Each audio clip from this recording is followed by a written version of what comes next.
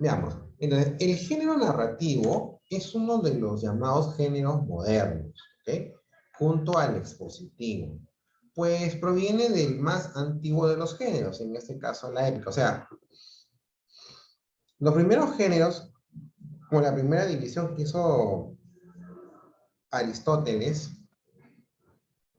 no incluyó el género narrativo porque en ese tiempo no se conocía. El género narrativo viene después, porque el género épico dejó, o sea, tuvo su auge, pero después desapareció. Y entre el género narrativo y el género épico tienen muchas similitudes, por eso que continuó el linaje. O sea, ya dejó de llamarse épico para ser, en este caso, un género netamente narrativo.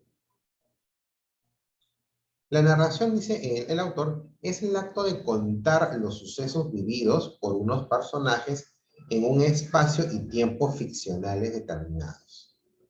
La narración básicamente consiste en contar, describir, relatar o narrar una historia ficticia que por lo general se aleja manteniendo notoria distancia de los sentimientos del autor. El texto narrativo se caracteriza por el narrador, personajes, tiempo y espacio. El narrador es quien relata la historia. Los elementos del género narrativo.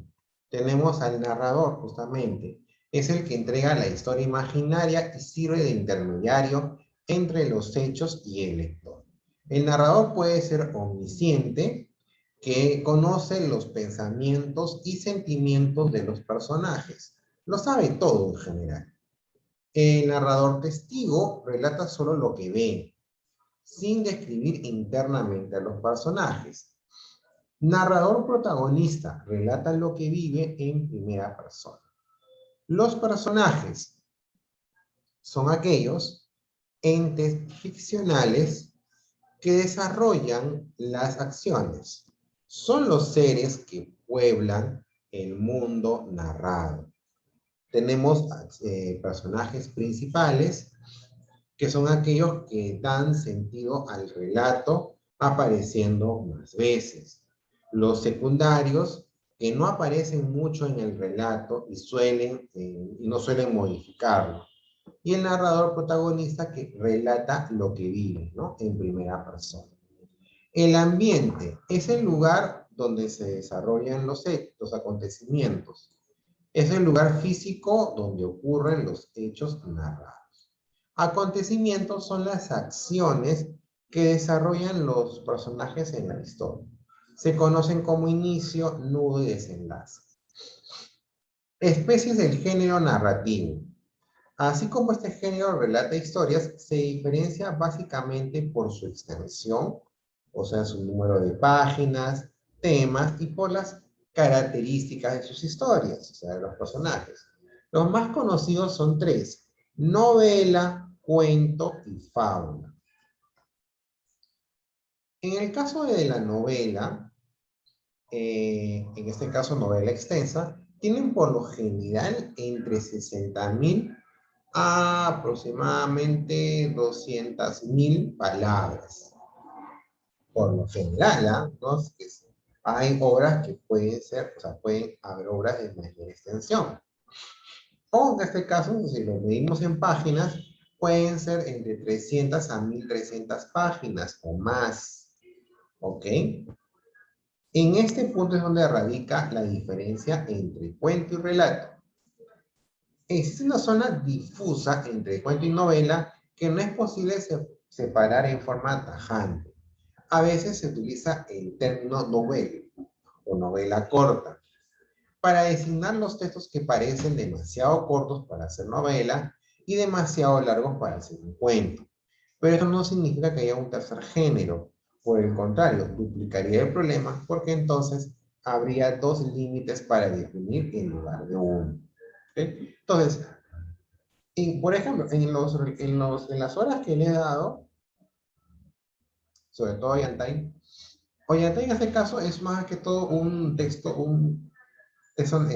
dramático, ¿no? Si se dan cuenta, si se dieron cuenta en el caso de antes, es que lo llegaron a revisar todo el texto, o solamente revisaron lo que les mandé leer, se dan cuenta que son puros diálogos. No hay descripciones, no hay acontecimientos, todos son relatos, todos son diálogos. Ese es un texto dramático.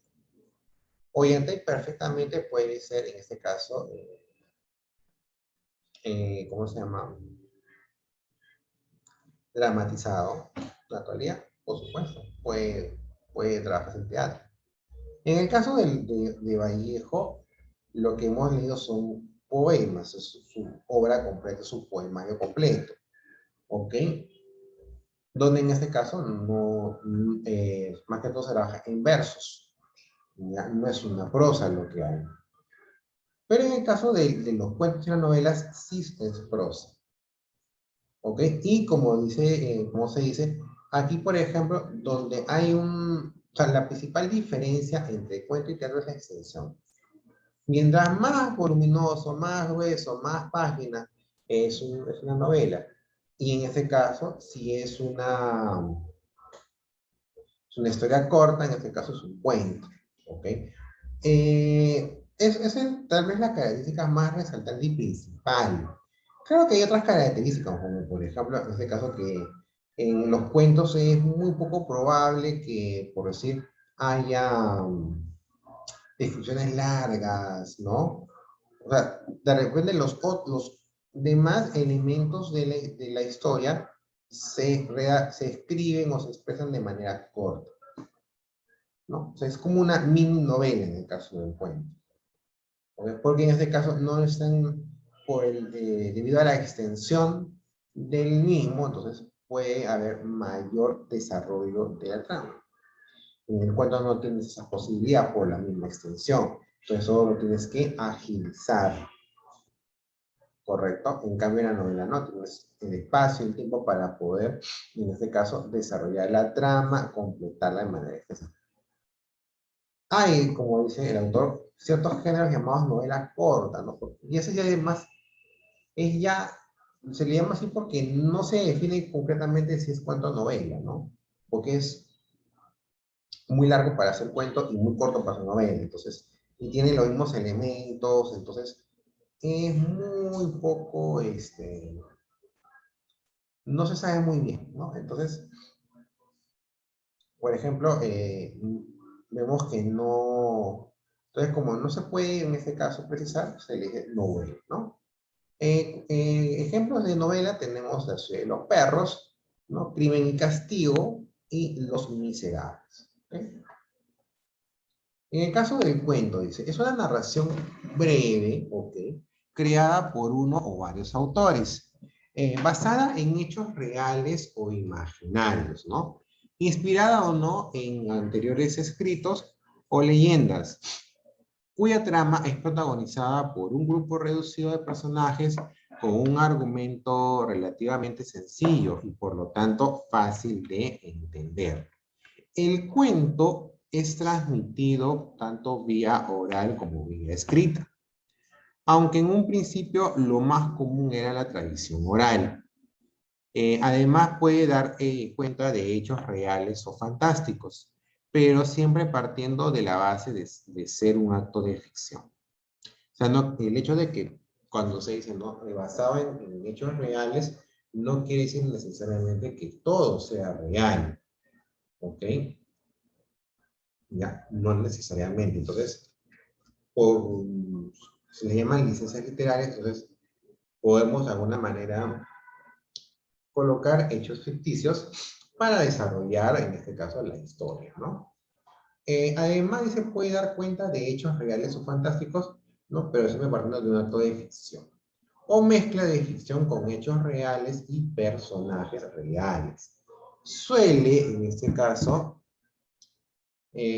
contener pocos personajes que participan en una sola acción central.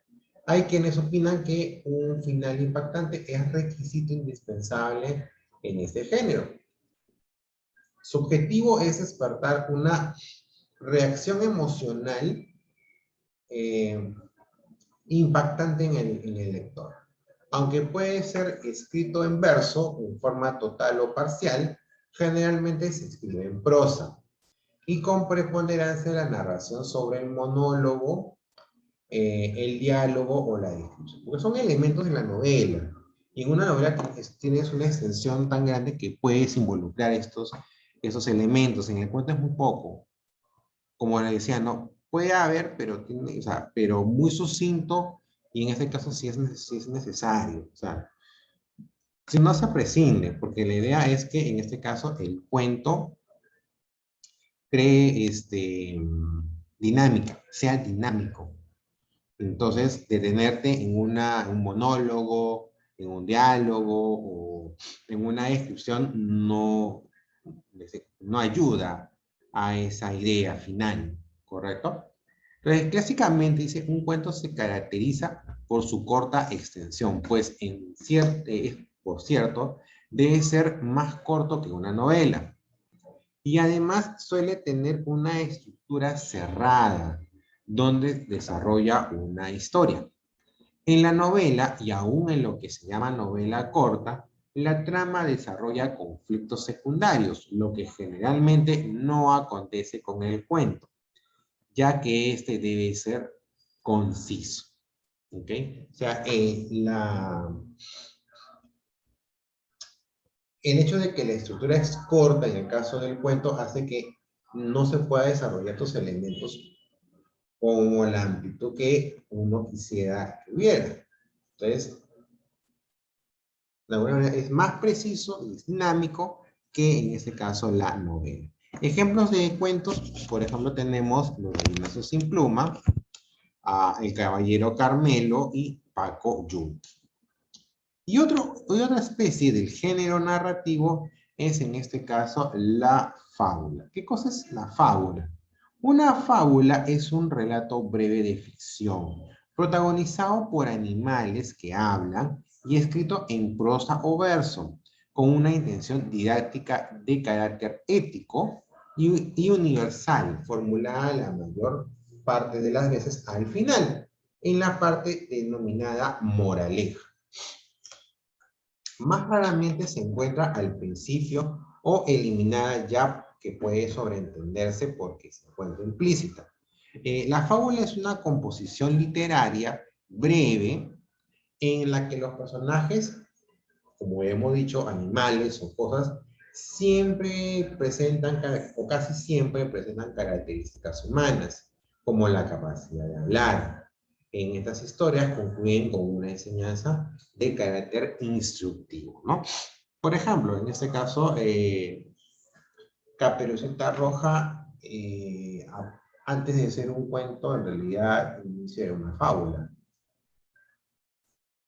En la versión original, el autor Charles Perrault lo que quería era exponer como una niña, ¿no? Sin ese caso, ingenua, mejor dicho, ¿no? Una niña ingenua, sin proponérselo, pues expone al peligro a un ser vulnerable como es su abuelita. Y que esa ingenuidad o en todo caso, esa desobediencia, porque su mamá ya le había indicado de que, por ejemplo, no debía hablar con extraños. Pero ella habló con el lobo, y en vez de obedecer a su mamá, lo que hizo fue hablar con él. Entonces, al final, en ese caso, ¿qué sucede? Simplemente Caperucita termina siendo devorada por el lobo, al igual que su abuelita. Entonces, Caperucita en sí nació siendo una fábula. En su versión original. Luego ya la adaptaron a cuentos, ¿no? Los hermanos Grimm metieron mano ahí. Pero inicialmente era una fábula. Y hay una colección de fábulas muy conocida, que son las fábulas de Esopo, donde justamente tienen esas características, ¿no? Mayormente, sus protagonistas son animales, que tienen características humanas, hablan, piensan, sienten, ¿correcto? Y en ese caso, por lo cual siempre van a dejar una enseñanza. ¿Por qué? ¿Por qué se surge este tipo de especie, no?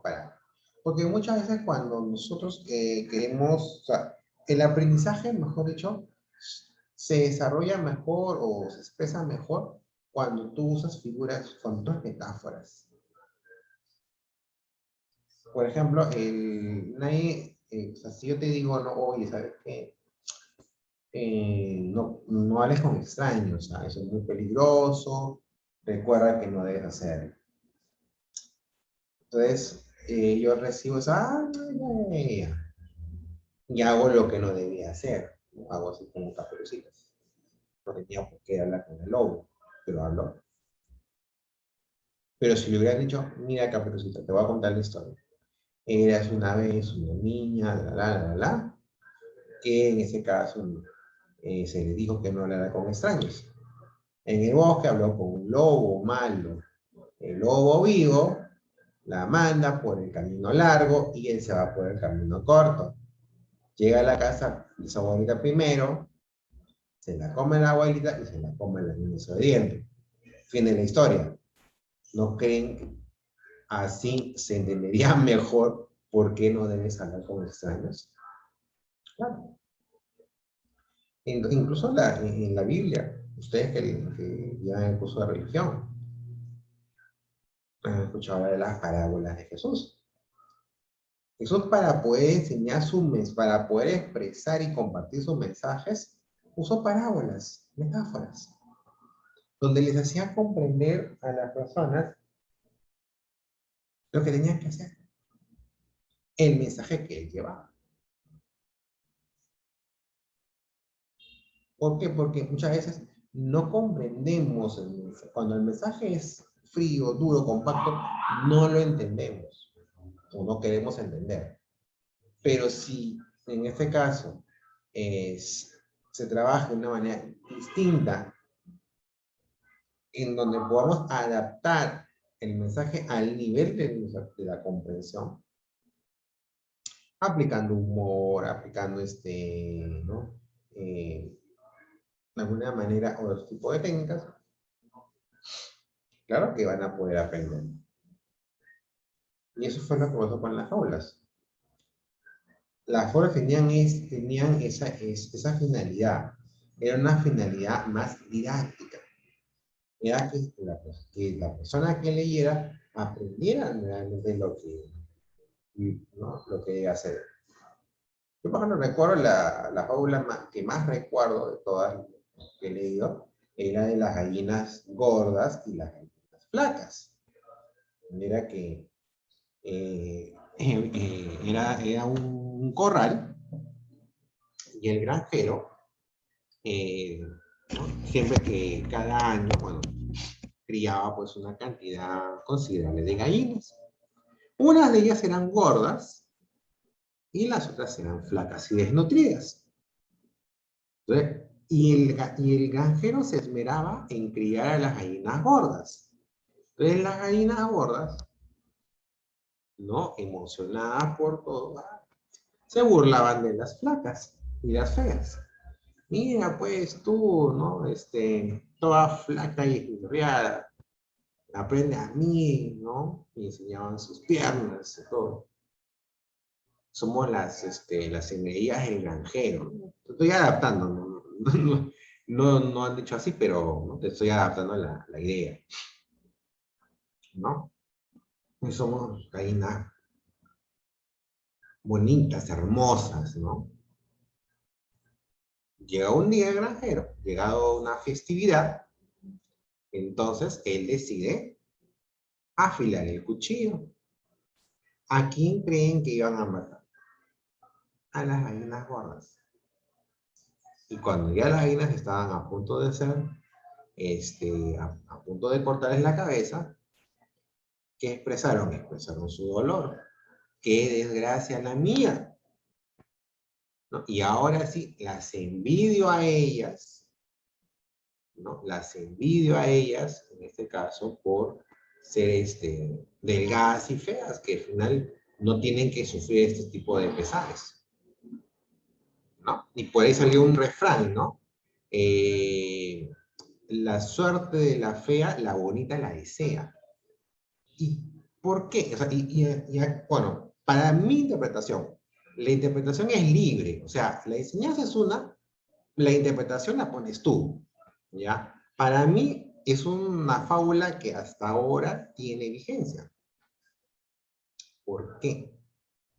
Sobre todo para las niñas. Y también para los varones, ¿sabes? En general.